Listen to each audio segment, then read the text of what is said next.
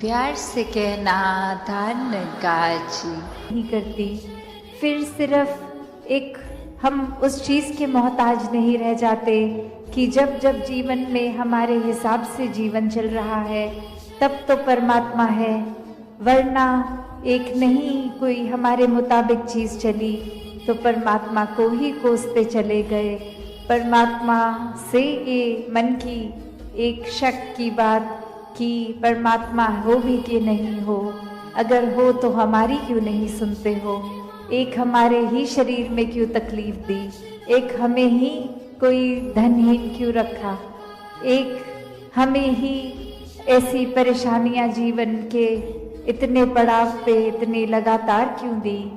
भक्त तो जानते हैं कि परमात्मा का होना ही सच्चाई है, परमात्मा द्वारा हर पल जीवन का ये प्रसाद रूप है, इसको अब कैसे निभाना है वो हम पे है। एक हमारी चेतनता उसको प्रयोग में लाना है कि कैसे एक कर्म जहाँ करने की आज़ादी है वहाँ किस तरह चुनाव करना है कि किस समय में कौन से कर्मों को करना है। और उत्तर बहुत ही सरल कि हम कर्म भी वो करते हैं जो हमारी सोच बन जाती है, जो चरित्र बन जाता है, जो बोली भाषा जैसी बन जाती है। तो बात वही कि जब ये परमात्मा को ही मन में बसाएंगे तो हर पल इसी का शुक्राना होगा, इसी का एहसास होगा और इसी परमात्मा के ऊपर जीवन आधारित होगा तो कर्म भी बहुत पावन बन जाएंगे। एक पूरी दुनिया के लिए एक दिल से सेवा होगी, एक पूरी दुनिया के लिए जीवन बीतेंगे, सिर्फ एक अपने लिए सेल्फिश होके खुदगर्ज होके नहीं, पर वाक्य में एक पूरे संसार के कल्याण के लिए हमारा जीवन होगा।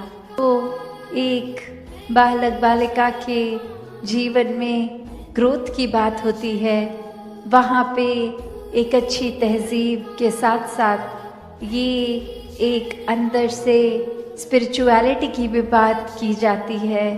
ये चाहे फिर ये मानवता का संदेश उस रूप में एक गुणों को अपनाने वाली बात, तो चाहे बेशक छोटी उम्र से ये पढ़ाई सिखाई जाए, पर ये जीवन में हम हमेशा इसको कोई ऊपरी पढ़ाई की तरह ना लें, कोई सिखाई गई चीज़ की तरह ना लें, क्योंकि जिस समय ये परमात्मा ये निराकार ब्रह्म ज्ञान से जीवन में उतर गया, वहीं एक हमारे अंदर से भाव बेहतर मनुष्य बनने की, और इसकी कोई उम्र भी नहीं। स्कूल तो फिर भी एक 12वीं कक्षा तक हो सकता है, पर ये जीवन कैसे एक हर समय की शिक्षा है, कण कण से शिक्षा लेना है हर एक को, कि कैसे एक ये भाव भी अक्सर जो बात अहंकार की आती है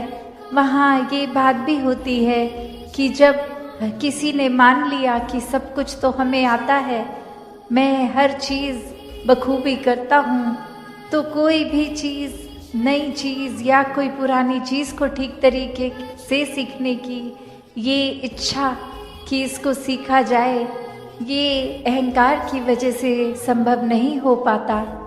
तो कैसे अपने जीवन में जहाँ हर कोई ताउम्र छात्र रूप भी बना रहे, एक वो सीखना तो है, पर क्या सीखना है उस पे गौर करें, क्योंकि पूरा दिन अगर हम देखें तो ये आँखें भी, ये कान भी, ये ज़बान भी, ये बुद्धि से भी हर तरह की ये जो हमें इनपुट्स मिल रहे हैं, तो क्या हर एक चीज़ सीख लेना समझदारी है, एक भलाई उसमें है क्या? नहीं। एक फ़िल्टर की जो बात होती है कि क्या चीज़ देखकर भी अनदेखी करनी है, क्या चीज़ों को अपनाना है, किसको छोड़ना है, वो चेतनता की बात है। और ये चेतनता ब्रह्म ज्ञान से जहाँ एक आत्महत्या के जीवन में, एक ये स्पिरिचुअल लाइफ में, तो हर समय ये बहुत ही अच्छा माध्यम ये टूर, पर एक और बात भी देखी जाए कि अगर हम कोई दुनियावी, कोई मटीरियलिस्टिक अपनी रिस्पॉन्सिबिलिटी, कोई काम काज भी कर रहे हैं, कुछ भी कर रहे हैं, तो उसमें भी चेतनता होनी बहुत ज़रूरी होती है। चाहे वो अक्सर छोटा सा एग्जाम्पल ड्राइविंग का भी, कि सड़क पे होते हैं तो अक्सर वही पंक्ति बार बार नज़रों के आगे आती है कि सावधानी हटी दुर्घटना घटी। तो ये हर समय चेतनता की बात है कि कहाँ पे हैं हम इस समय, वो एक एक पल का हमें होश, वो खबर, उस पल में ही रहें, वरना तो सोच एक सेकंड लगता है इधर उधर भागने में, ध्यान भटकने में। तो कैसे जहाँ उपस्थित है शरीर, वहाँ मन को भी उपस्थित रखना है और ये चेतनता हर समय की जीवन में हो। तो फिर बात वहीं आती है जहाँ से हर बात की ही शुरुआत है, ये परमात्मा, ये निराकार, ये जो बेरंगा है, इसके एहसास में हर समय रहना एक पॉसिबल है। एक हर एक पल इसी के एहसास में जीना संभव है। और ये कोई बहुत कल्पना की कोई किताबी बातें नहीं हैं। हर कार्य करते हुए इसके ही एहसास में अगर रहा जाए तो ये परमात्मा हमारे जीवन में और गहराई से उतरता है। कैसे फिर जहाँ बात अभी जिक्र भी अहंकार का हुआ कि कैसे फिर मन हमारा अक्सर इतना ज़्यादा, किसी ने थोड़ी तारीफ क्या कर दी, वो ही बात में इतना अपने आप को श्रेष्ठ मानते हुए एक ऐसी विचारधारा के अंतर्गत रोज़ जीना, उठना, खाना, बैठना शुरू कि अब हमसे श्रेष्ठ तो कोई नहीं। हर एक जीवन में हमने सोसाइटी में कुछ मान सम्मान पा भी लिया तो वो मान सम्मान एक किसी तरह की अपनी ही अहंकार का कारण बने नहीं। जहाँ जिस रूप में भी हम जीवन में प्लेस्ड हैं वो हमारे लिए अहंकार का कारण नहीं, विनम्रता का कारण होना चाहिए। कि अगर कोई जिम्मेवारी किसी रूप में है, चाहे वो घर के ही छोटे यूनिट में जिस तरह का भी, या समाज में या कोई भी, तो वो एक हमें अपॉर्चुनिटी मिल रही है, मौका मिल रहा है और सेवा करने का, अंदर से अपने पात्र को और खाली करने का।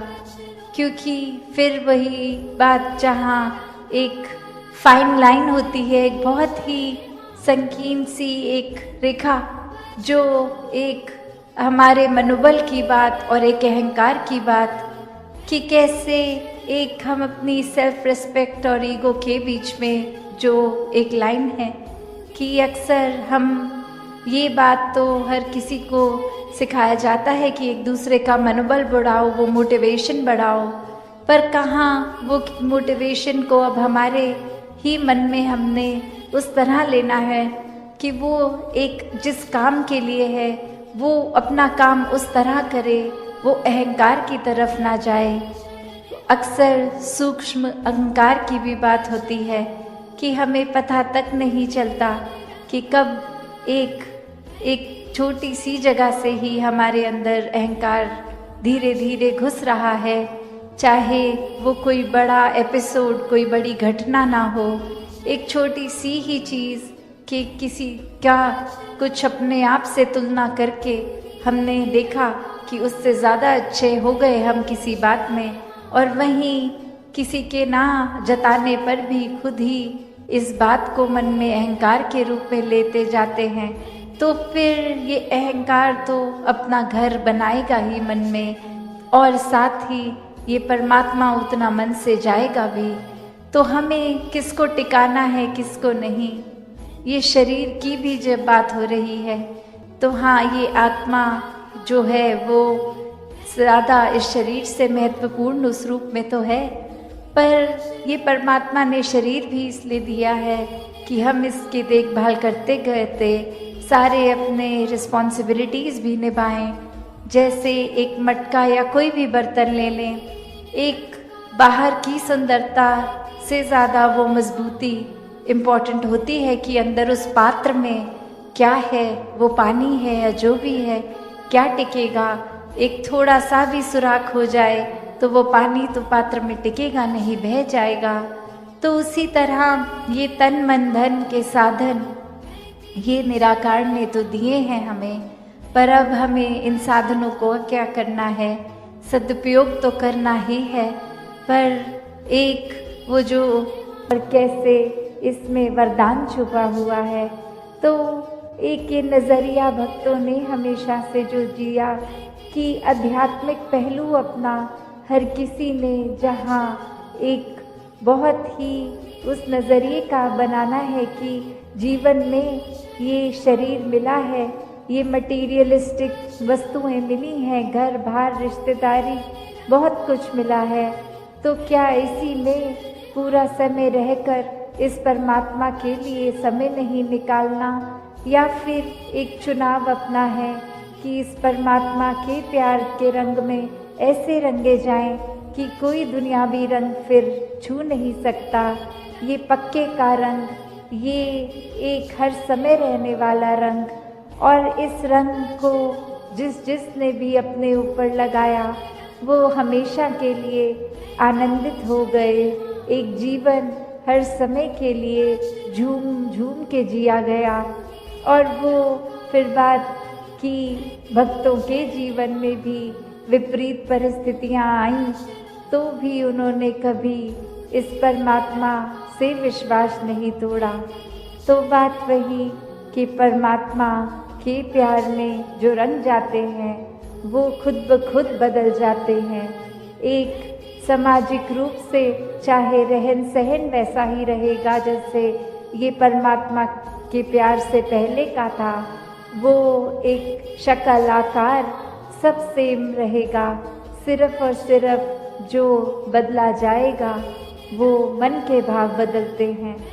तो ऐसा ही बदलाव हर किसी के जीवन में मुबारक बदलाव होता है कि ये एक संसार में जितने भी अलग अलग प्रकार के चाहे इंसानों के साथ मुलाकात होनी, और वो एक अलग अलग कल्चर बैकग्राउंड, दिखने में अलग, खान पान अलग, सब तरह से वो एक डाइवर्सिटी रूप, और कैसे वो होने के बावजूद भी सब परमात्मा के साथ जो एकत्व के बंधन में हैं, तो हर एक को एक दूसरे में परमात्मा ही नज़र आता है।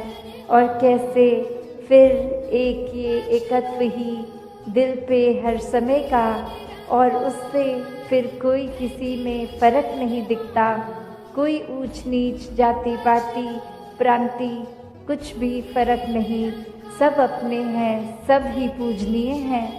तो कैसे ये परमात्मा का वास तो पूरी सृष्टि के कण कण में है, और वहीं जो हर किसी में भी, और यही परमात्मा को देखना ब्रह्म ज्ञान है कि इस परमात्मा को जब हर समय के लिए ये दिखाई देगा कि हर जगह ही मौजूद है, तो फिर एक जहाँ अपनी भी चेतनता जाग उठेगी। एक जो सच्ची दात है, जो भक्तों ने युगों युगों से समझाई है कि दुनियावी एक दौलत तो आज है कल नहीं, इसने बदल जाना है, एक माया का रूप बदल जाना है, घर परिवार सोसाइटी सब बदल जाएगा, पर सिर्फ और सिर्फ एक चीज़ जो अपनी जगह में कायम दायम शुरू से थी, अभी भी है, और ये संसार खत्म होने पे भी रह जाएगी, तो वो बस ये परमात्मा, ये निराकार है। तो इस निराकार को पहचान के जीवन में जहाँ फिर वो समझ भी आ जाती है कि जो कुछ इस निराकार ने दिया है उसका सदुपयोग ही करना है, किसी के नुकसान का कारण अपने आप को या किसी वस्तु को नहीं बनाना, मन में भाव हर किसी के लिए एक शुद्ध विचार रखते हुए हर किसी के लिए फिर वो मन से एक दुआ अरदास कि ये जहाँ किसी के घर में जीवन में एक स्वास्थ्य रूप किसी भी तरह का एक नुकसान हो रहा है, तो वो भी एक भक्तों का दिल तो इस तरह पिघलता है किसी को देखकर ठीक नहीं है तो उनसे ज़्यादा उनका दर्द भक्त समझते हैं। तो कैसे ऐसे वाले जीवन को मुबारकबाद जीवन कहा जाता है। ये एक परोपकारी जीवन होता है। अपने लिए सेल्फ सेंटर्ड होके, सेल्फिश होके, ये अपने ऊपर केंद्रित नहीं, पूरे संसार की भलाई के लिए भक्त अपना जीवन लगा देते हैं। पूरी ह्यूमैनिटी, पूरी मानवता के लिए ये संसार में आकर, तो कैसे जहाँ एक मन में भी भाव होते हैं कि ये एक समान अगर नहीं भी कोई दिख रहा पर सब ही एक है, तो भाव वही कि भक्तों ने युगों से ये जो संदेश दिया है कि कैसे इस परमात्मा को जानकर फिर अपने जीवन में बदलाव आ सकता है। ये जीवन बहुत ही सहज जिया जा सकता है। ये मन एक स्थिर करके हर समय रखा जा सकता है। इस स्थिर के साथ नाता जोड़ लिया तो मन भी स्थिर। ये एक दुनियावी आंधियाँ आती भी हैं अगर, तो वो कुछ पीस ऑफ माइंड, ये चैन और सुकून दूर नहीं कर सकती। फिर तो हर किसी एक अवस्था में ही लगता है कि ये बहुत ही अच्छा समय निकल रहा है। अगर कुछ है भी तो ये परमात्मा ने सुनाई दिया, उसको ध्यान से सुना, कुछ देर तो उस पे चला, फिर रुक गए। तो सिर्फ सत्संग के दौरान ही हमने एक अपनी अच्छाई नहीं बाहर लानी, सिर्फ आपसी एक सहयोग करते हुए, एक को एग्जिस्ट करते हुए सिर्फ सत्संग के दौरान नहीं, आगे के जीवन भर के लिए वो संदेश, वो भाव मन में एक मन को तब्दीली करके रखना है कि यहाँ तो हम आराम से दूसरे को भी पहल दे देंगे, सत्संग में तो हम अपना स्थान छोड़ के दूसरों को भी बैठा देंगे, पर क्या आगे बस में, ट्रेन में भी क्या हम ऐसा करते हैं कि नहीं करते?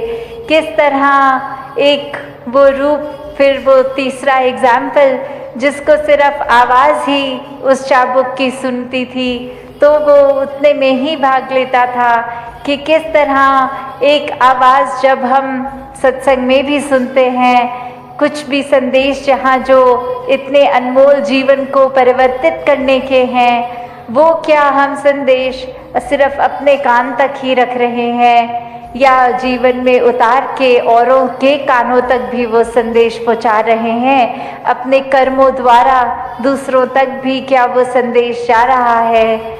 और चौथी फिर वो अवस्था जिस घोड़े को फिर चाबुक ना मारने की ज़रूरत है, ना वो चाबुक की आवाज़ सुनने की, सिर्फ वो दिखाना कि ये परमात्मा इस निराकार से इस कदर जुड़े हुए कि कहीं पे भी हों, बस एक इशारा ये जब याद आ जाता है, ये परमात्मा, ये निराकार याद आ जाता है, तो ही हर समय इसी के लिए लगन में लगे रहते हैं। कभी ये परमात्मा भूलता भी है तो कैसे फिर उसी इशारे से खुद को जोड़कर इस निराकार के साथ अपने दिल की तार मिला के इसके रंग में रंग कर अपनी भक्ति को पूरा पूरा दिन इस रूप में कर सकते हैं। क्योंकि भक्ति तो कुछ घंटों की एक नहीं होती, एक भक्त तो पूरे दिन का भक्त है, पूरे ज़िंदगी का भक्त है। जिस प्रकार कोई स्टूडेंट होता है तो सिर्फ पहली कक्षा से 12वीं कक्षा तक, चाहे वो स्कूल का दिन हो या संडे की छुट्टी, कहलाता तो वो स्टूडेंट ही है। तो वो इसलिए नहीं कि सिर्फ स्कूल की बिल्डिंग के अंदर है तो स्टूडेंट है, नहीं, जब वो अपने घर में भी खेल कूद कर रहा है तो भी स्टूडेंट है।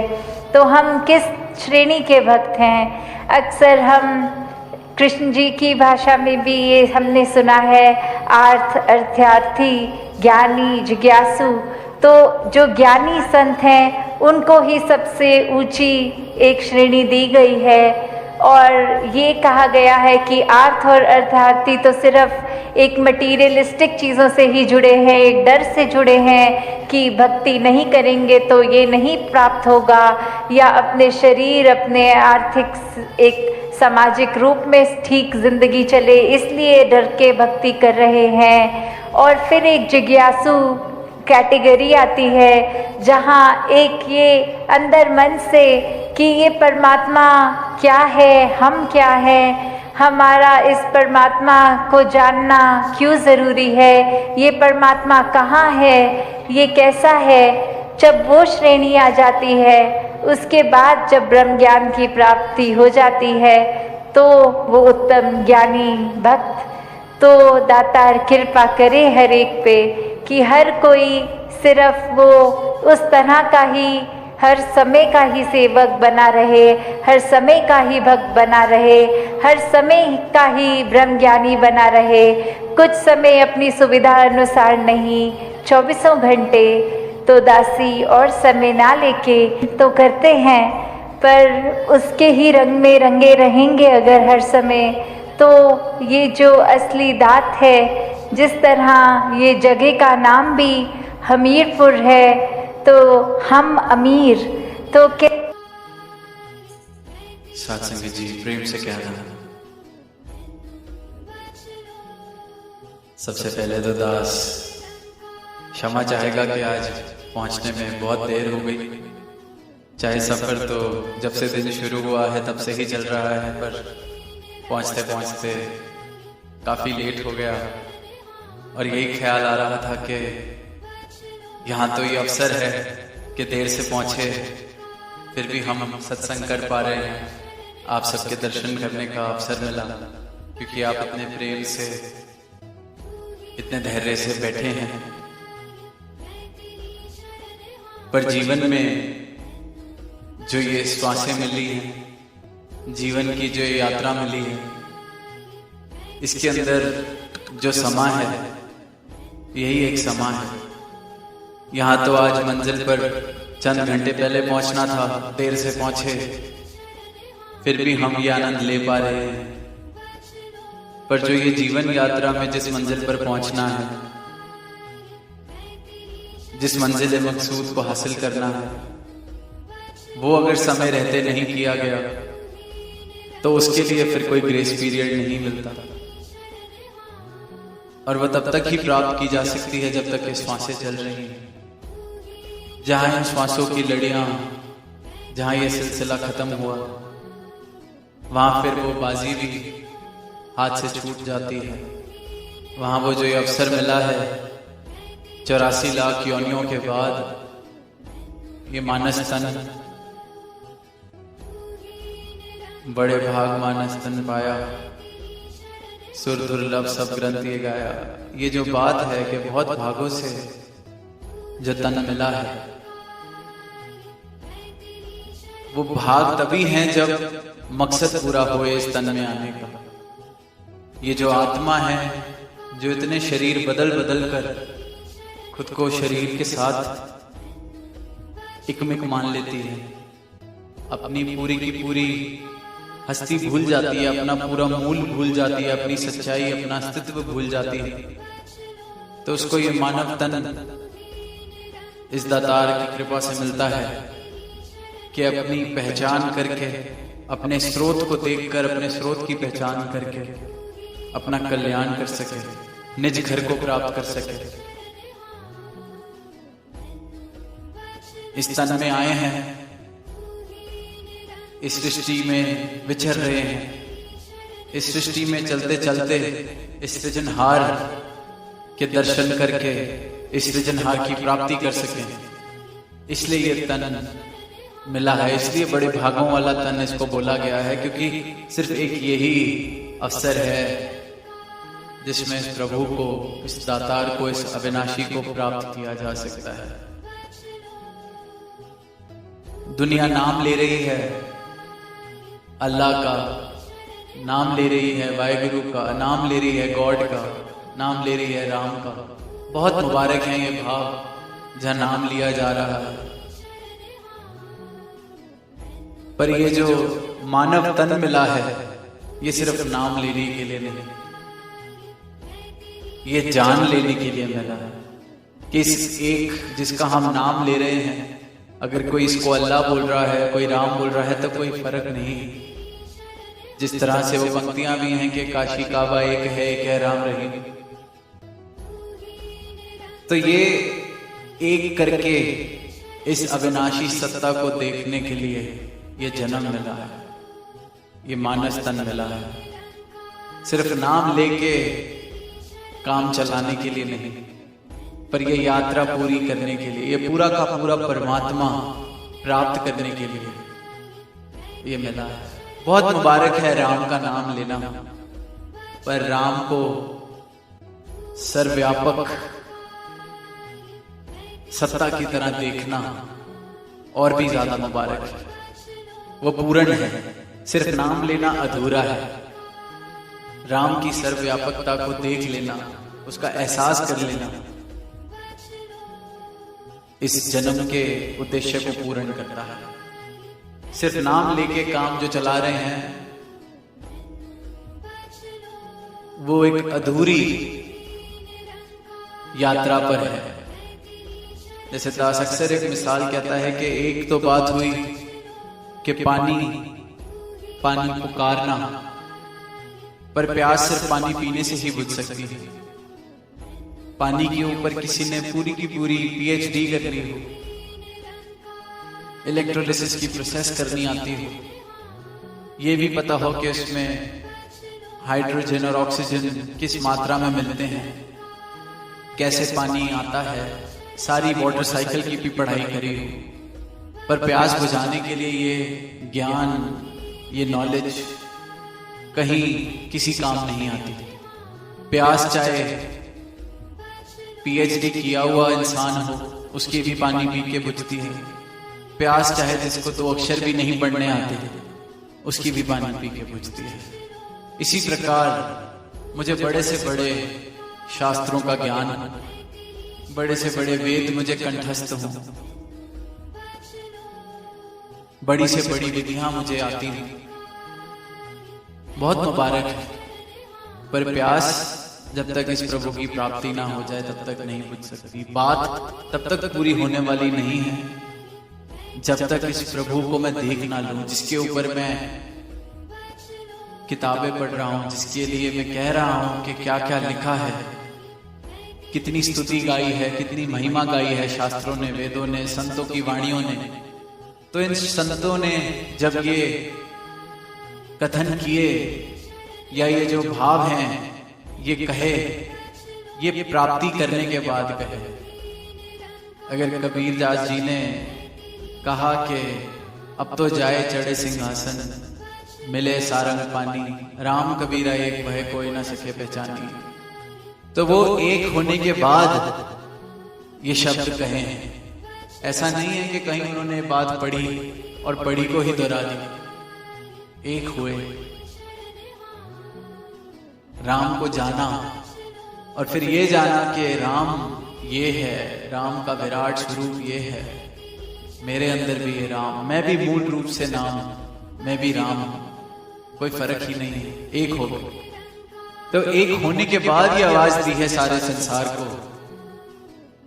तो बहुत मुबारक है संतों की वाणी को पढ़ना, बहुत मुबारक है ज्ञान होना इन शास्त्रों का, वेदों का, पर वो सिर्फ अधूरा है। पूर्णता तभी प्राप्त हो सकती है जब इस पूर्ण को प्राप्त कर लें, इस पूर्ण को जान लें, देख लें। फिर अगर देखते हैं अवस्था, तो चाहे कोई बहुत पढ़ा लिखा हो वो प्राप्त करता है, या चाहे कोई बिल्कुल भी, जैसे दास ने कहा, दो शब्द भी जिसे पढ़ने नहीं आते वो भी प्राप्त करता है, तब भी दोनों एक ही होते हैं, क्योंकि परमात्मा बराबर बसा है। दोनों की अवस्था बिल्कुल एक जैसी।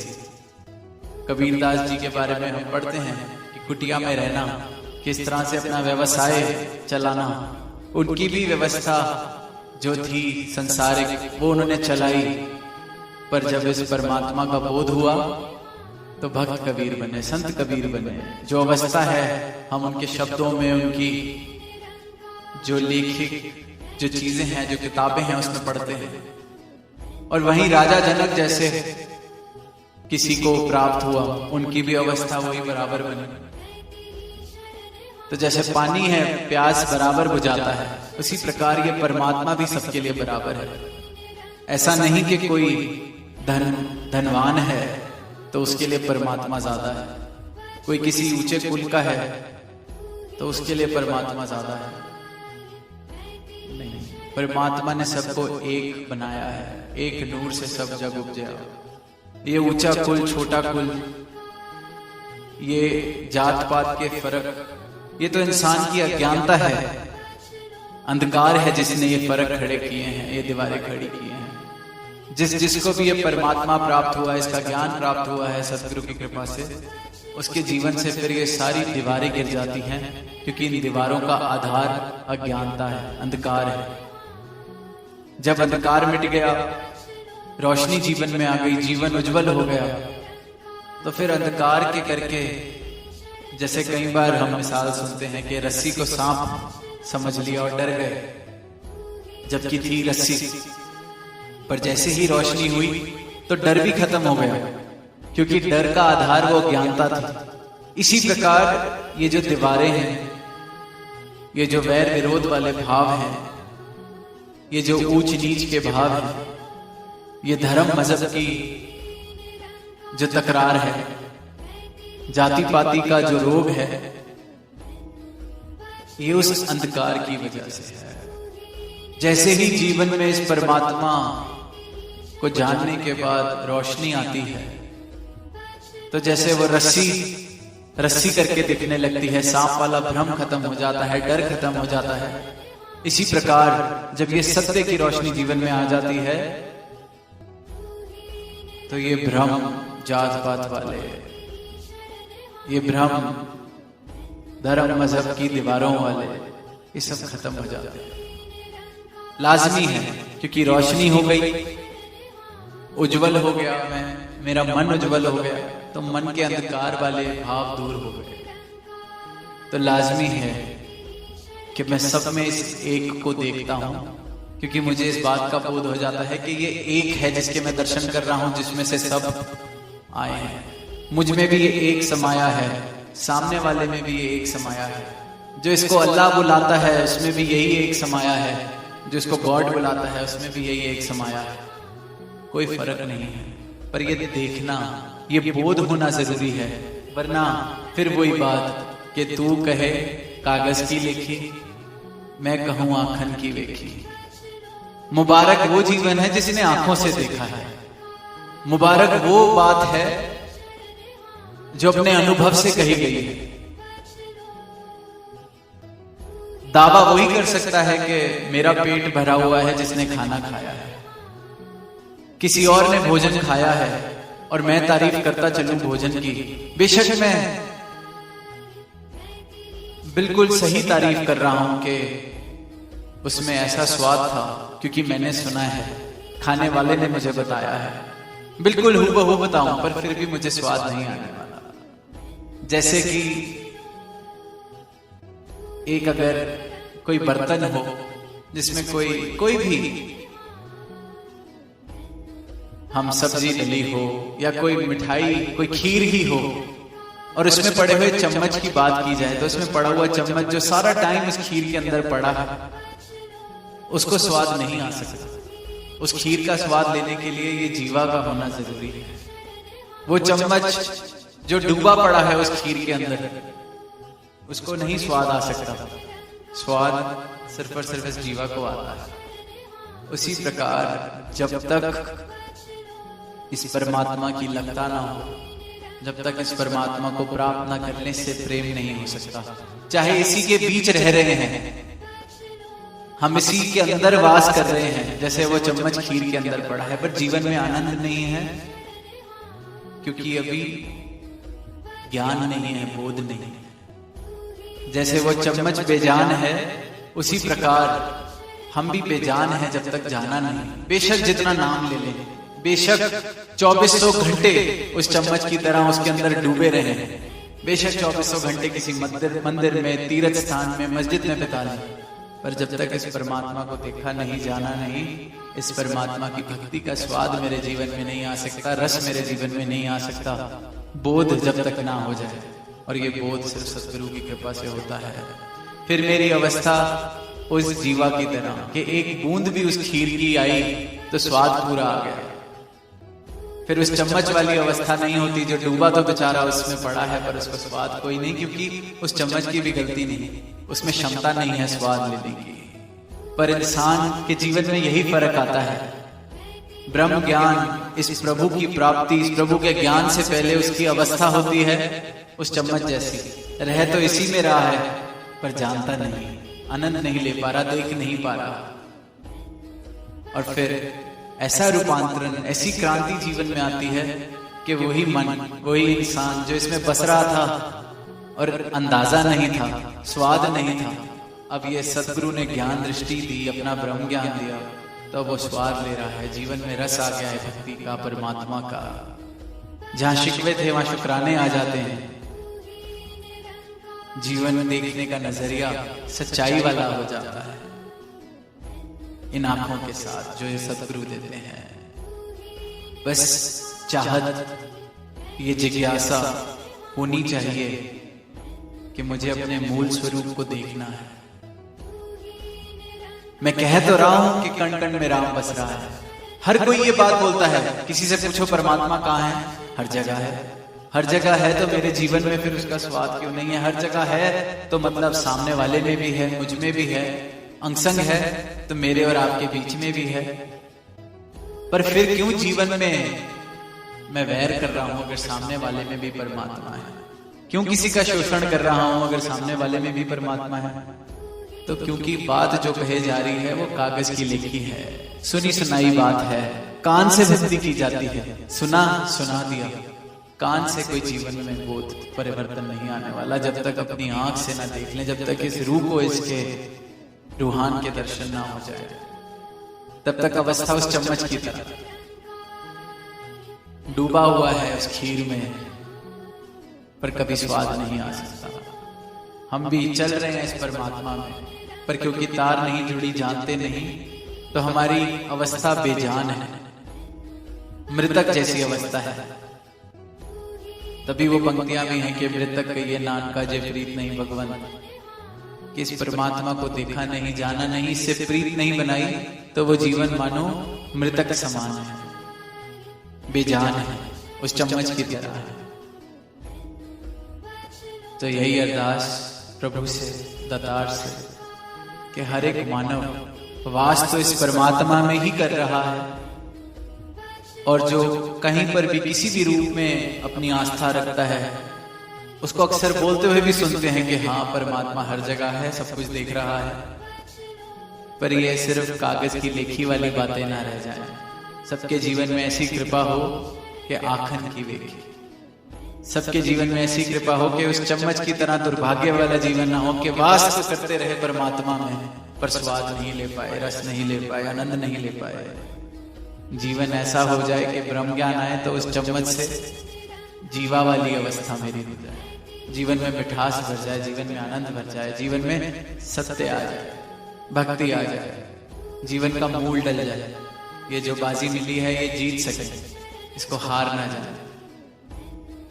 यही अरदास, यही मनोकामना कि ये जो अभी वंचित है इस दात से, दातार ऐसी कृपा करें, ऐसे भावों को उन जीवनों में जन्म दें जहाँ ये जिज्ञासा पैदा हो कि मैं भी जानना चाहता हूँ, मैं भी आनंद लेना चाहता हूँ। और जहाँ ये ब्रह्म ज्ञान जिस जीवन में आया है सतगुरु की कृपा से, वहाँ इस दात की संभाल लाए, इस भक्ति की राह पर और परिपक्वता हासिल हो और मुबारक जीवन होता जाए। इस प्रकार का जीवन बने कि जीवन जैसे जिया जाए वो प्रमाण बनेगा। ये संतों का जीवन है, भक्तों का जीवन है। जैसी कथनी पढ़ते हैं संतों के जीवनों के बारे में, वैसी कथनी देखने को मिल रही है, इन एक्शन मिल रही है। तो इससे सुंदर जीवन क्या ही और होगा जो परमात्मा से एकमिक हो जाए। तो ऐसा जीवन सबके हिस्से आए, प्रेम से कहना। साथ संगत जी, प्यार से कहना धन निरंकार जी। साथ संगत जी, आशा करता हूँ सतगुरु माता जी की कृपा से आप सभी अच्छे होगे, स्वस्थ होगे। साथ संगत जी, आप जी के चरणों में बहुत ही सुंदर आध्यात्मिक कहानी विचार, जिसका विषय है सत्संगी को भी कुसंग से बचना चाहिए। तो आइए साथ संगत जी शुरू करते हैं इस प्रेरणादायक कहानी के माध्यम से। साथ संगत जी,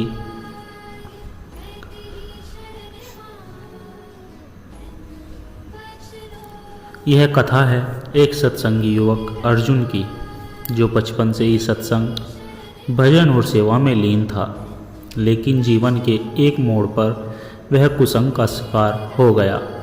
यह कहानी दर्शाती है कि सत्संग कितना भी गहरा क्यों न हो, यदि विवेक न हो और सावधानी न रखी जाए तो कुसंग इंसान को गिरा सकता है, लेकिन सत्संग का बीज यदि सच्चा हो तो वही व्यक्ति दोबारा उठकर अपने पथ पर लौट सकता है।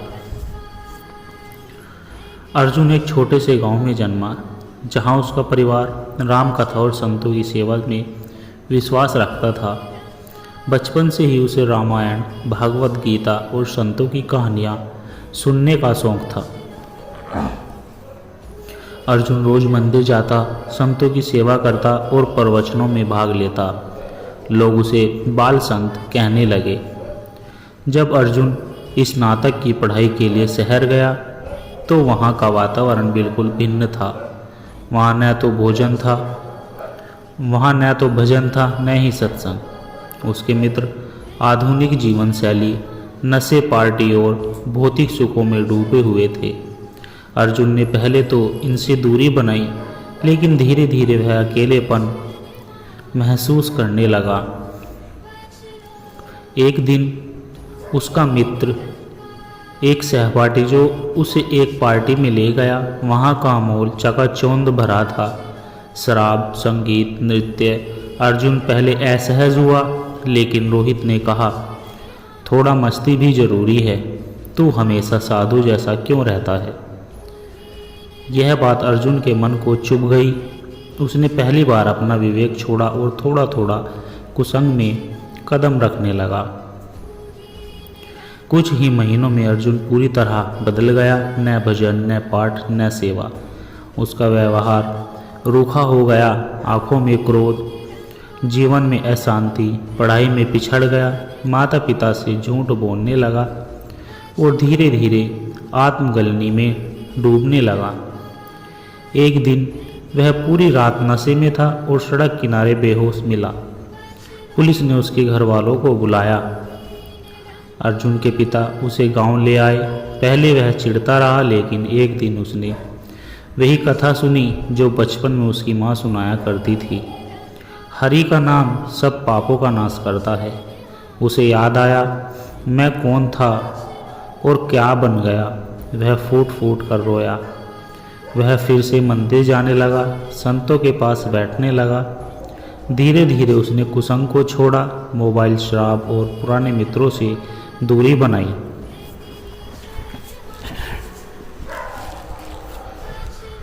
अब अर्जुन एक नया अर्जुन बन चुका था।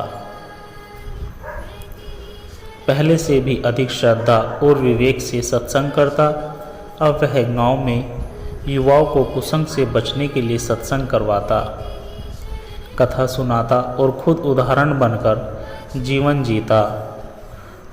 उसकी जीवन यात्रा सिखाती, सत्संग हमें उठाता है परंतु कुसंग हमें गिरा सकता है।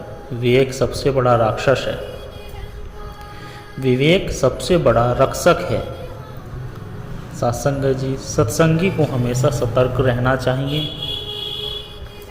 कुसंग कभी भी किसी को भी फंसा सकता है। सत्संग केवल सुनना नहीं, उसे जीवन में उतारना जरूरी है। यदि हम गिर भी जाए तो सत्संग से फिर से उठ सकते हैं। सत्संग जी, कुसंग का प्रभाव और सत्संग की पुकार। यह कहानी है ब्रह्मचारी विनीत दास जी की, एक अत्यंत ज्ञानी, शांत और भक्तिपूर्ण जीवन जीने वाले सत्संगी की, जिन्होंने जीवन का 40 वर्ष भगवान की सेवा, सत्संग और ब्रह्मचार्य में व्यतीत किया। लेकिन एक दिन उनके जीवन में ऐसा कुसंग आया जिसने उनकी संपूर्ण साधना को झकझोर कर दिया। यह कहानी बताती है कि जीवन भर का तप भी असावधानी से चूर हो सकता है। विनीत दास जी का बचपन से ही प्रवृत्ति थी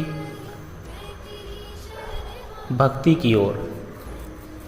कम उम्र में ही आश्रम चले गए, जहां उन्होंने वेद, उपनिषद, गीता, रामचरितमानस सबका अध्ययन किया। उन्होंने ब्रह्मचार्य व्रत लिया और जीवन को सेवा, ध्यान और साधना में समर्पित कर दिया। गांव वाले उन्हें देवतुल्य मानते थे। उनके प्रवचनों में हजारों की भीड़ लगती। वे कहते, सत्संग में बैठो, अपने मन को प्रभु से जोड़ो और मन वचन कर्म से पवित्र रहो। एक दिन एक बड़े व्यापारी का बेटा, जो नशे और अय्यासी का आदी था, विनीत दास जी के आश्रम में दान देने आया। पहले विनीत दास जी ने उसका तिरस्कार किया, पर धीरे धीरे वह युवक अपनी मीठी बातों और छल से विनीत दास जी का विश्वास जीतने लगा। वह उन्हें विरक्ति के लिए थोड़ा मनोरंजन जरूरी है जैसे तर्क देता। विनीत दास जी ने पहली बार जीवन में उस तर्क को स्वीकार किया। एक दिन वह युवक उनके शहर के एक कार्यक्रम में ले गया, जहां आधुनिकता, भोग विलासा और अहंकार का माहौल था। कुछ ही महीनों में विनीत दास जी का मन साधना से हटने लगा। प्रवचन कम होने लगे, ध्यान छूट गया और भीतर शांति की जगह बेचैनी आने लगी। लोगों को आश्चर्य होने लगा, यह वही ब्रह्मचारी है। अब वो अक्सर उस युवक के साथ रहते, कभी होटल, कभी क्लब, और धीरे धीरे उनका जीवन अधोगति की ओर बढ़ा। उनका तेज जो उनके चेहरे से झलकता था, अब लुप्त हो गया। एक दिन जब वह अपने कक्ष में नशे की हालत में पड़े थे, तभी एक 7 साल का बालक आश्रम में आया और बोला, बाबा जी, आज आप हमें गीता का श्लोक सुनाओ, जैसे पहले सुनाते थे। माँ कहती है कि आप भगवान के दूत हो। विनीत दास जी की आंखों में आंसू भर आए। एक बच्चे की पवित्र श्रद्धा ने उनके भीतर सोए विवेक को जगा दिया। वह शीशे में खुद को देखने गए। वहाँ उन्हें एक पतित व्यक्ति दिखा, न कि सत्संगी। विनीत दास जी ने जब सब कुछ त्याग दिया, उस व्यापारी के बेटे से सारे संबंध तोड़ दिए, पुराने मार्ग पर लौटे। अब वे पहले से भी अधिक सजग थे।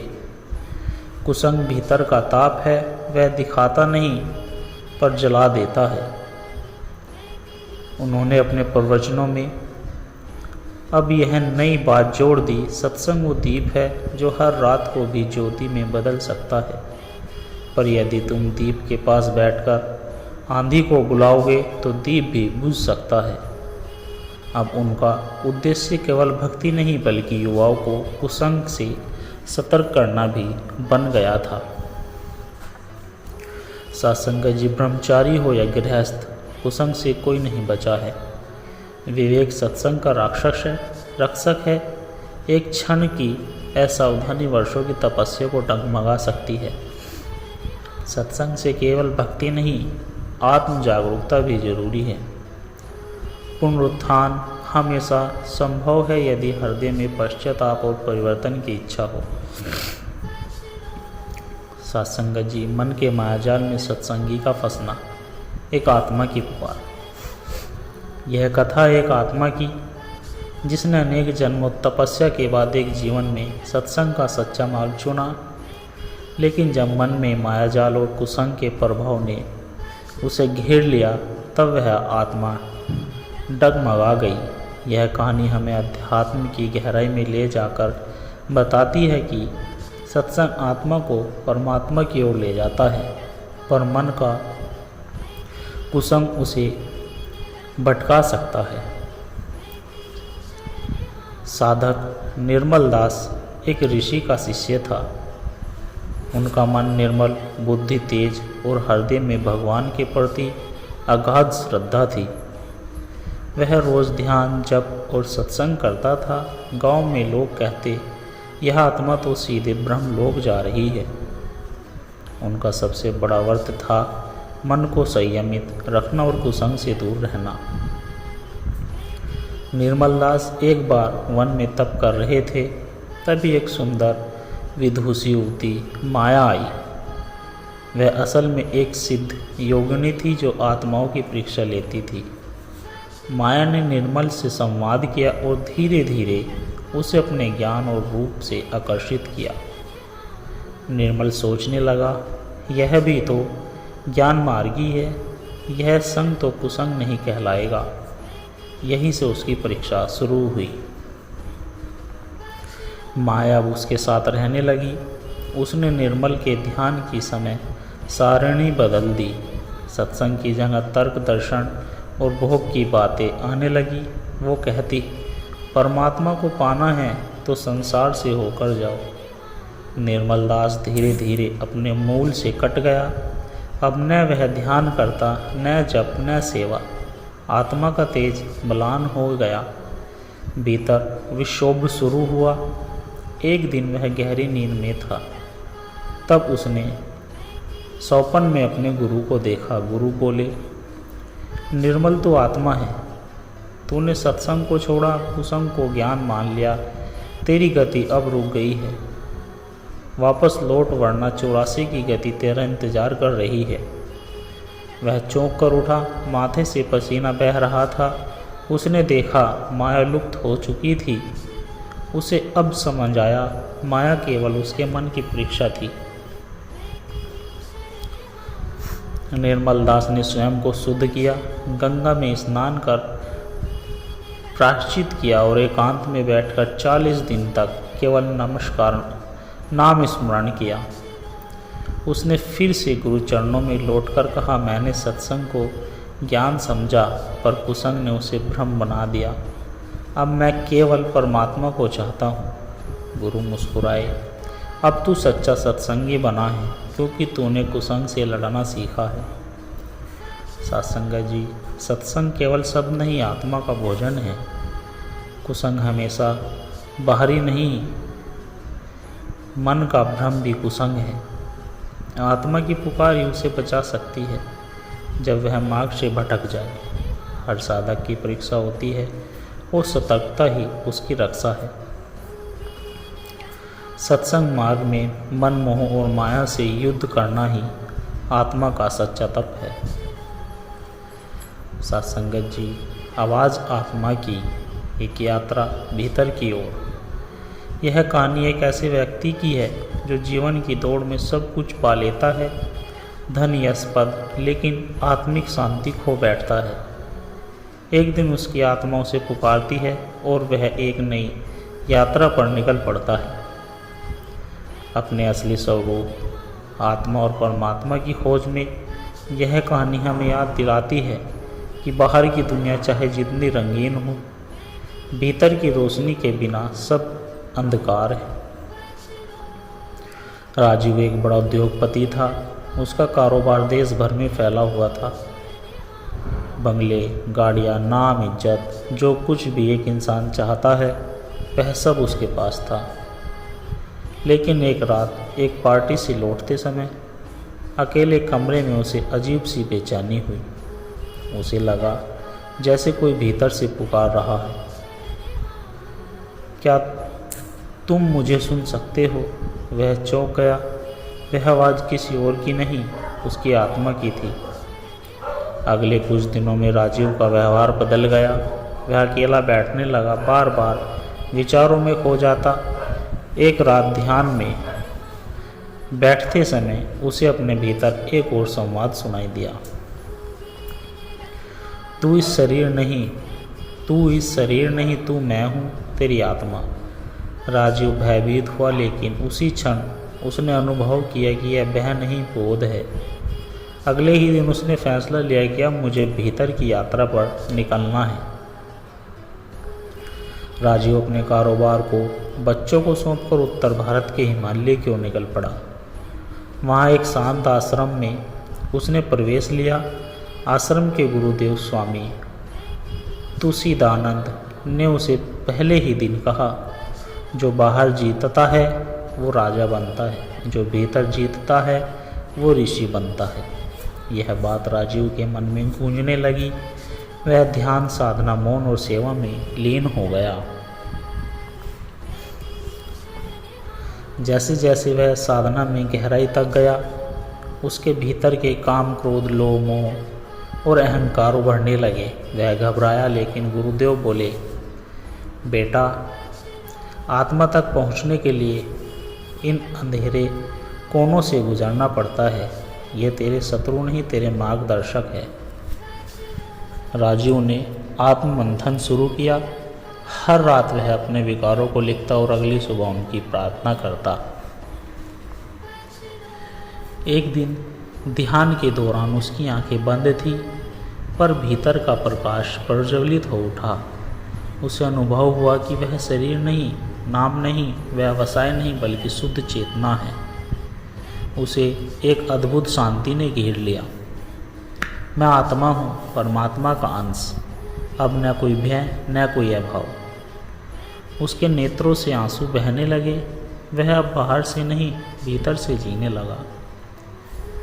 अब राजीव महात्मा राजदास के नाम से पहचाने जाने लगा। उसने पहाड़ों में एक ध्यान केंद्र खोला, जहाँ वह आत्मा खोज की साधना करवाता, सत्संग करता और लोगों को यही सिखाता, जो बाहर भाग रहे हो, जरा रुक कर भीतर झांको। वहाँ वो बैठा है जो अनंत है, अडोल है और तुम्हारा अपना है, परमात्मा। सत्संगत जी, आत्मा की आवाज़ हमेशा आती है, लेकिन हम बाहर के शोर में उसे सुन नहीं पाते हैं। असली यात्रा बाहर नहीं, भीतर की होती है। सत्संग, साधना, मौन और सेवा, ये आत्मा तक पहुंचाने की सीढ़ियाँ है। बाहर का त्याग जरूरी नहीं, पर भीतर की चुप्पी जरूरी है।